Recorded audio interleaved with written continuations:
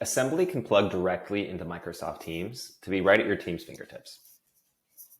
On the left-hand side, the Assembly app can be pinned either directly by one employee by going to the App Store, or it can be pinned globally from inside your team's admin section.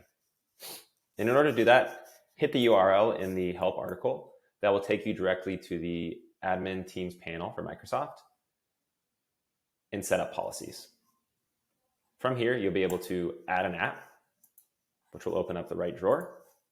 From there, you can type assembly, locate assembly, and select add, and then hit add. That will put assembly in this row. You can move it up or down, make it more or less prominent, and then simply hit save. This will add assembly to the left-hand rail of all of your employees' Teams accounts and will show up in the next 12 to 24 hours, sometimes longer. If you have any questions, please reach out.